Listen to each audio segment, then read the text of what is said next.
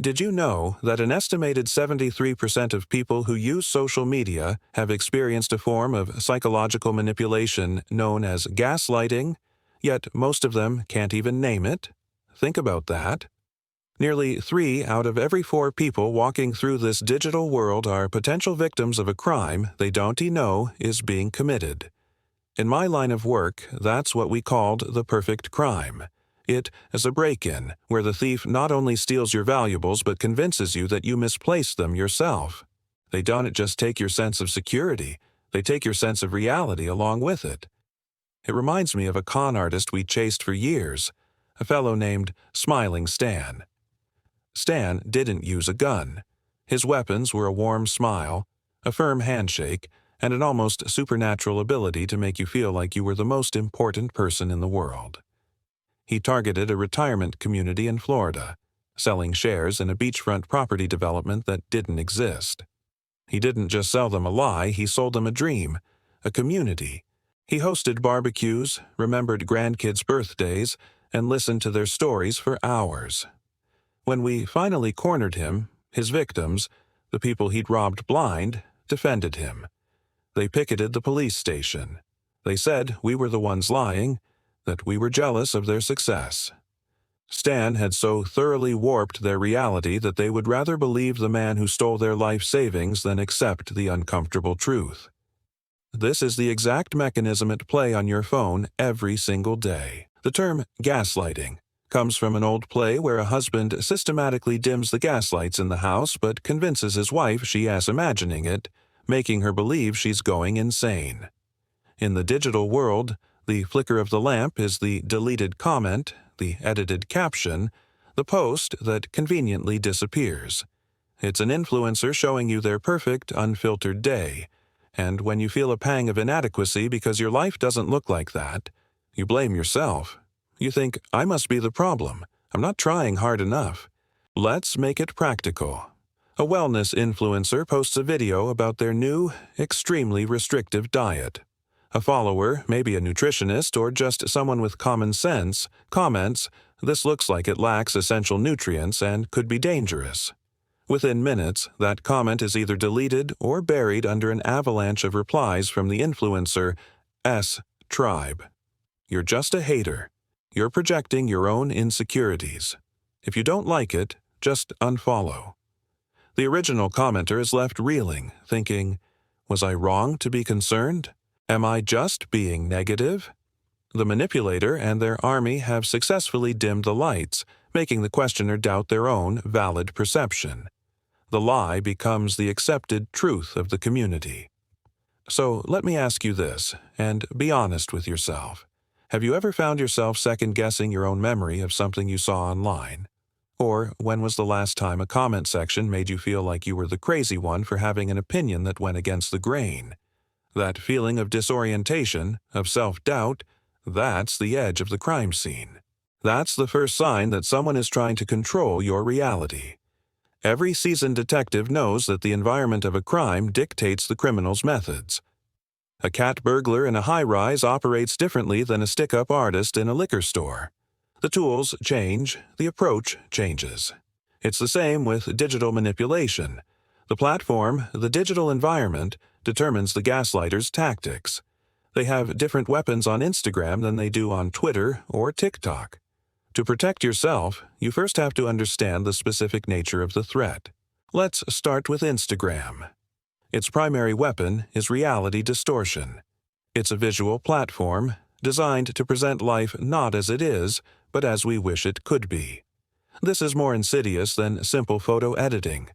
I worked a case once involving a young woman named Margaret. Her family reported her as a missing person. Margaret had become obsessed with a travel influencer whose life was a never-ending stream of turquoise waters, luxury hotels, and spiritual awakenings in exotic locations. Margaret, feeling trapped in her mundane 9-to-5 job, drained her savings to replicate this life. We found her in Bali, not in a luxury villa but in a cheap hostel, completely broke and ashamed. She discovered that every single spontaneous photo on her idol's feed was a carefully orchestrated production, with a professional photographer, rented clothes, and sometimes props that were returned right after the shoot. The influencer wasn't selling a life, she was selling a commercial, and Margaret had been convinced it was reality. She wasn't. He just broke her entire perception of a life she daydreamed of was a lie. Then you have Twitter. Twitter's weapon of choice is the pile-on. It's the digital equivalent of a mob. I've seen this in interrogation rooms. You put a suspect under enough pressure, have enough voices shouting the same accusation, and the truth becomes malleable. On Twitter, an influencer with a grievance, real or imagined, can act as judge, jury, and executioner. They can point their legion of followers at a single dissenting voice. Within hours, that person is inundated with thousands of messages of hate, accusations, and threats. The goal isn't to debate, it's to overwhelm and silence. It's a brutal show of force designed to make an example of someone. The gaslighting comes when the influencer claims they're simply starting a conversation or defending themselves, all while knowing they've unleashed a targeted harassment campaign. Finally, there's TikTok. It's younger, faster, and in some ways more dangerous. Its primary tool is manipulation through trends. An influencer can package a toxic idea, like publicly shaming an ex-partner or diagnosing strangers with mental disorders, as a fun, viral challenge. They use trending audio and meme formats to normalize cruel behavior. The gaslighting is subtle. It cloaks aggression in the language of entertainment. By participating in the trend, thousands of people become complicit in the manipulation, often without even realizing it. They think they're just making a funny video, when in reality, they're part of a distributed campaign of psychological warfare. It's a way to launder a personal vendetta into a public spectacle. Psychologically, these platforms exploit different cognitive biases. Instagram thrives on aspirational envy and social comparison. Twitter weaponizes our tribal instincts and confirmation bias. If 1,000 people are shouting it, it must be true. TikTok uses social proof and our desire to participate in a shared cultural moment. Each platform is a different interrogation room, with different tools to make you doubt what you know to be true. So, reflect on this for a moment. Have you ever felt that your life was inadequate after scrolling through the curated perfection on Instagram? Have you ever held back an opinion on Twitter, not because you thought you were wrong, but because you feared the inevitable backlash? Understanding the weapon is the first step to disarming it. Now we need to talk about the core mechanism that makes all of this so effective. It's not just the technology, it's the humanity. The most dangerous con artists don't just deceive you, they connect with you. They create a bond. In the digital world, this is called a parasocial relationship, and it is the master key that influencers use to unlock your trust and then warp your reality. I once led an investigation into a cult. Its leader, a man named Elias, was not what you'd expect. He wasn't a booming, charismatic preacher. He was quiet, soft-spoken, and an incredible listener. When you spoke to him, he made you feel seen. He'd remember the name of your sick aunt, he'd ask about the son you were worried about, he'd bring you your favorite kind of tea. Each of his 100-plus followers felt they had a unique, personal, and private bond with him. This manufactured intimacy was his primary tool of control. So, when he told them that to achieve enlightenment they had to sign over their homes and sever ties with their families, they did it without question. They were not obeying a cult leader. They were helping a dear friend who understood them better than anyone else.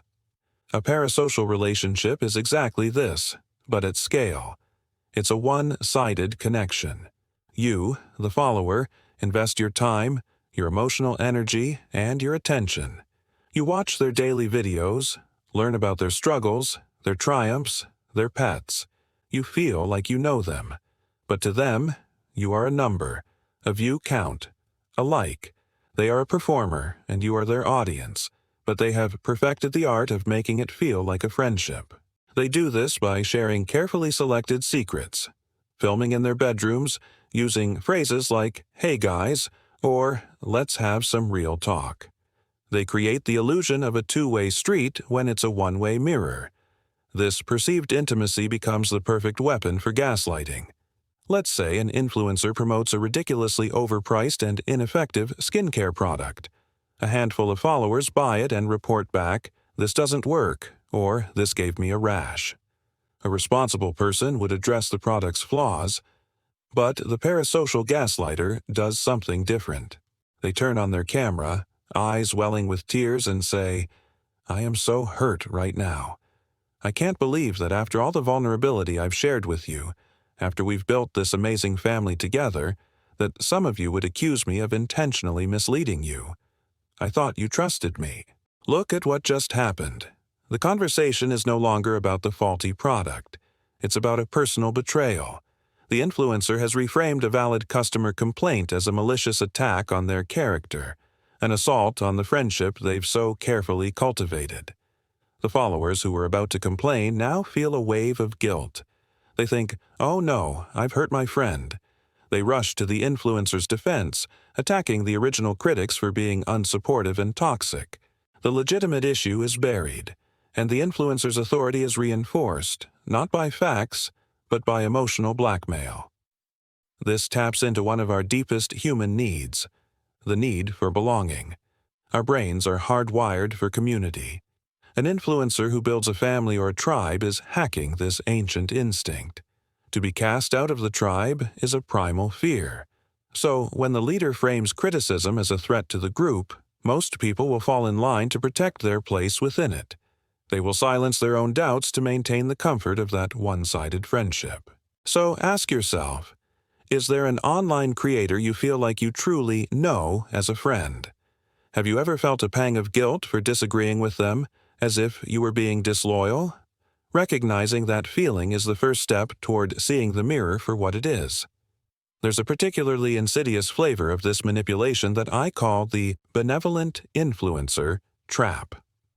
This person goes beyond just creating a friendship. They position themselves as a moral leader, a champion of a cause, a creator of a safe space. They build their entire brand on a foundation of faux altruism, and it makes them almost immune to criticism.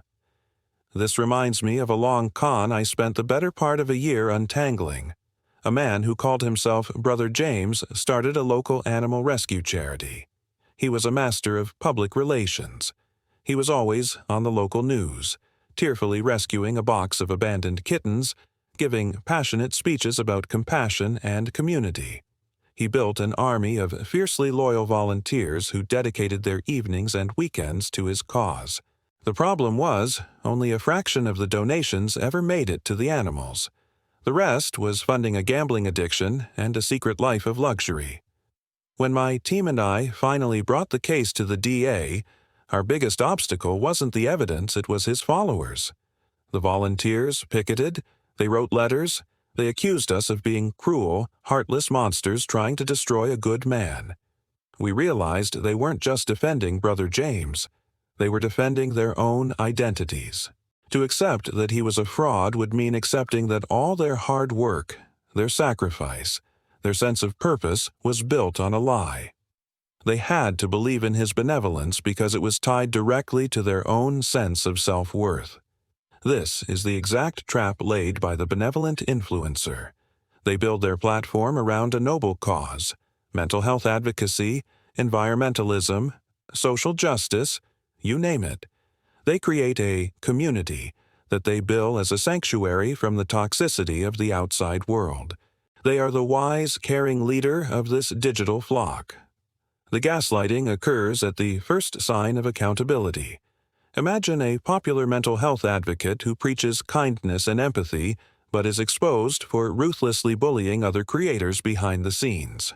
When the evidence, screenshots, eyewitness accounts comes to light, they don't apologize. They don't take responsibility. Instead, they post a tearful video with a caption like, "It's so sad when people from the outside try to destroy the beautiful, safe space we've built together.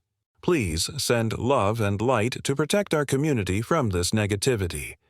The narrative is instantly flipped.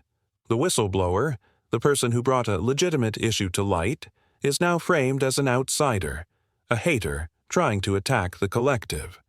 And the followers, who have found a sense of identity and belonging in this safe space, leap to its defense.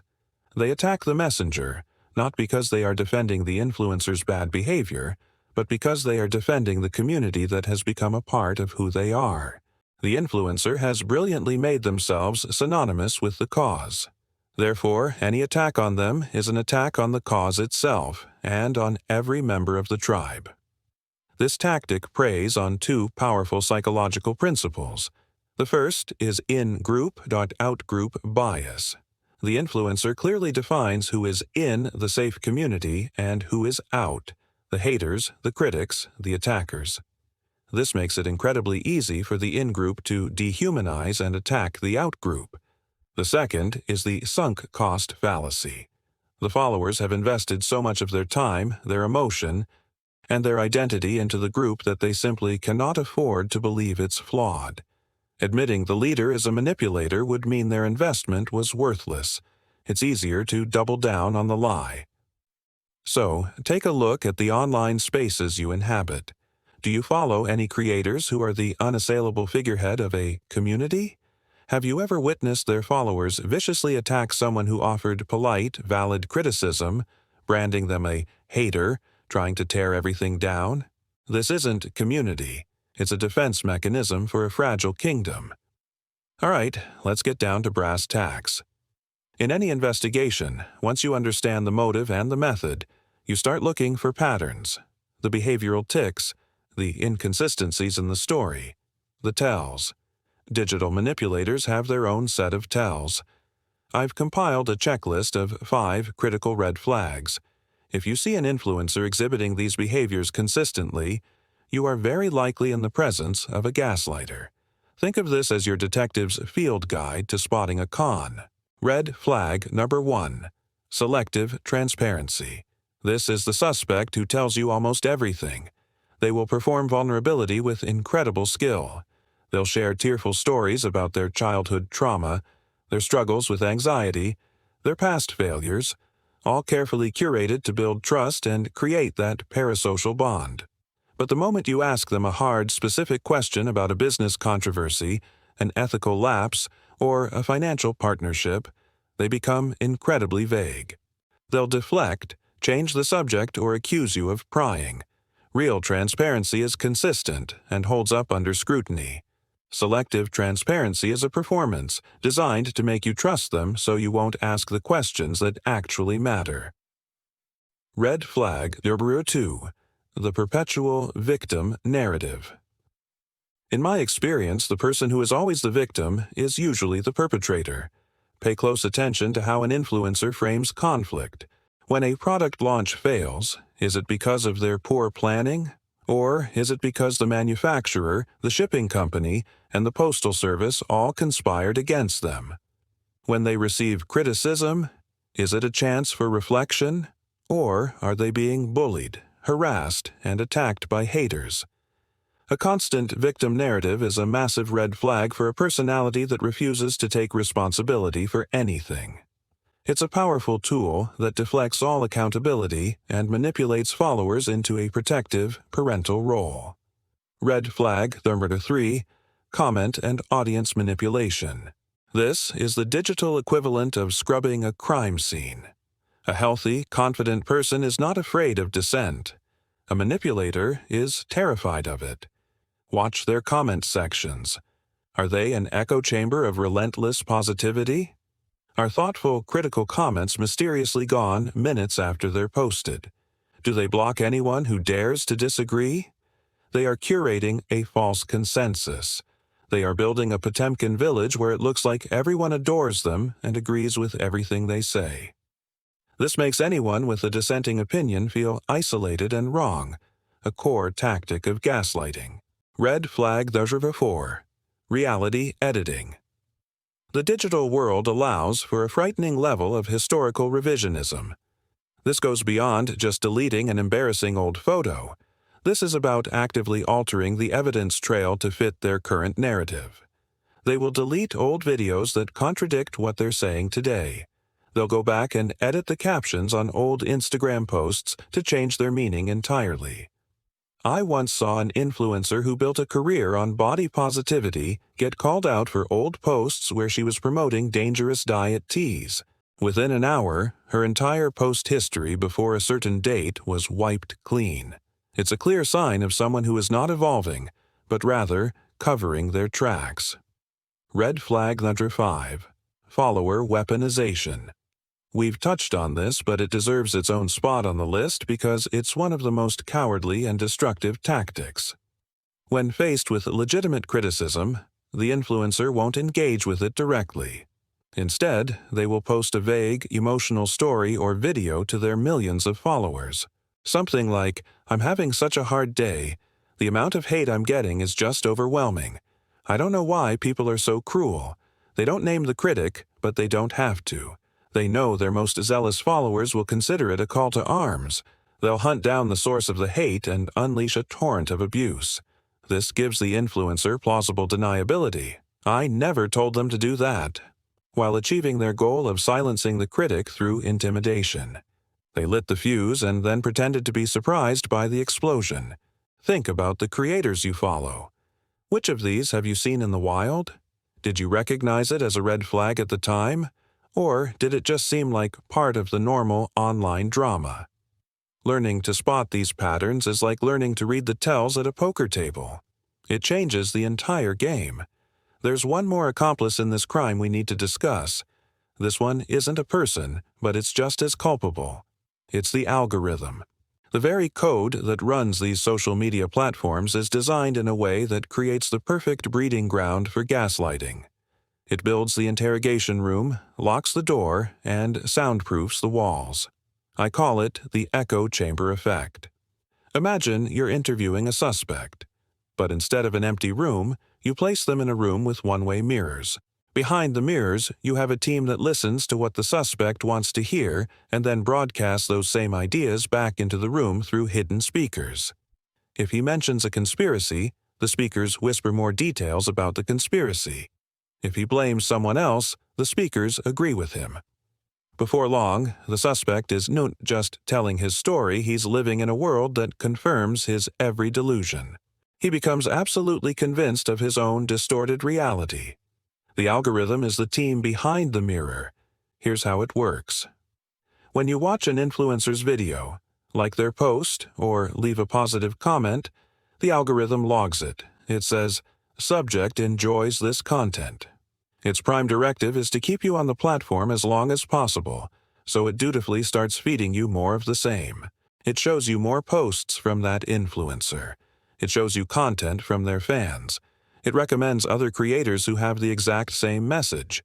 Crucially, it also starts to hide dissenting opinions from you.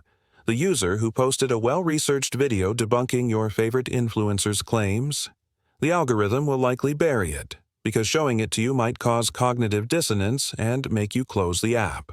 It's not programmed for truth, it's programmed for engagement. This is how gaslighting is amplified on a terrifying scale. When the influencer claims their critic is just a jealous hater, the algorithm ensures that's the only narrative you see. Your For You page becomes a curated feedback loop of content reinforcing this one-sided story. You'll see the influencer's tearful video, followed by a video from a fan defending them, followed by a post mocking the critic. After a day of this, you don't just agree with the influencer, you feel it in your bones. You know they are the victim and the critic is the villain. This exploits a well-documented psychological flaw called the illusory truth effect. Simply put, the more times we hear a piece of information, the more likely we are to believe it's true, regardless of the actual evidence. Repetition creates a feeling of familiarity, and our lazy brains mistake familiarity for accuracy. The algorithm is a machine purpose-built to create illusory truth at a global scale. It traps you in a bubble where the manipulator's version of reality is repeated so often that it becomes your own. You start to believe the lie, not because it's convincing, but because it's the only story you're being told. So, let me ask you this. Have you ever noticed your feed feels like it's only showing you one side of an argument or story? How often do you actively go looking for information that challenges what your favorite creators are telling you? Realizing that your reality is being curated not for your well-being, but for your sustained attention, is a chilling but necessary wake-up call. You are not being informed, you are being managed. We've surveyed the crime scene. We've analyzed the manipulator's methods, identified their tells, and even unmasked their silent partner, the algorithm. Now, for the most important part of the briefing. How do you protect yourself? How do you armor your own mind against this relentless psychological assault? This isn't about deleting all your apps and living in a cave. It's about becoming a smarter, more conscious operator within these hostile environments. When I was training rookie detectives, the first thing I taught them about handling confidential informants was the ironclad rule of professional distance. An informant can be a valuable asset. They can be charming, funny, and seem like your best friend. But they are not your friend. They live and breathe in a world of deception and self-interest. The second you forget that, the second you get emotionally invested, is the second you lose objectivity and become a tool for their agenda. You must apply this same rigorous discipline to the influencers and creators you follow. Here are 4 practical rules for establishing and maintaining your digital boundaries. First, curate your feed with intent. You are the lead detective of your own information stream. Stop being a passive consumer and start being an active curator. Don't let the algorithm dictate your reality. Make a conscious effort to follow accounts that challenge your worldview. If an influencer consistently makes you feel anxious, insecure, or angry, use the mute or block button without guilt. It's not about creating your own echo chamber. It's about protecting your mental space from known manipulators. Treat your social media feed like a crime scene. You decide who gets past the yellow tape. Second, verify, then consider trusting. In my old job, the mantra was trust but verify. Given the environment we're discussing, I'd amend that to verify then, and only then, consider trusting. If a creator makes a bold claim, whether it's about a miracle health product, a piece of political news, or the character of another person, your immediate reflexive action should be to open a new tab. Take 30 seconds to search for independent primary sources. Don't take anyone's word as gospel, no matter how much you feel like they're your friend. A fact is a fact. Everything else is a performance. Third, practice strategic disengagement. Log off. It is the simplest, most powerful tool of resistance you have. When you feel yourself getting pulled into a vortex of online drama, when you feel that righteous anger or that sinking feeling of confusion, just put the phone down. Close the laptop. Go for a walk. Talk to a person in the 3-dimensional world. This act breaks the algorithm's feedback loop and gives your nervous system a chance to reset. The digital world is designed to feel desperately urgent, but I promise you, 99.9% of it is not. Gaining perspective requires distance. Fourth, and most important, deparasocialize your mind. This is an active mental exercise. As you consume content, constantly remind yourself, you do not know this person. They are a performer. You are the audience. Their curated vulnerability is a content strategy. Their online family is a market segment. Their friendship is a brand. This may sound cynical, but this pragmatic clarity is your shield. Appreciate the entertainment. Learn from the information if it's valid, but never ever mistake the performance for a real relationship. Ultimately, all of these tactics are about practicing metacognition, the act of thinking about your own thinking. It's about shifting from being a passive recipient of information to being an active, critical interrogator of it. That is the only way to keep your reality from being rewritten by someone else. So, my final question to you is this. What is one boundary you can set for yourself online, starting today? Who in your real, tangible life can you talk to when you feel your digital world is becoming overwhelming? Start there. Be your own detective. Protect your own mind.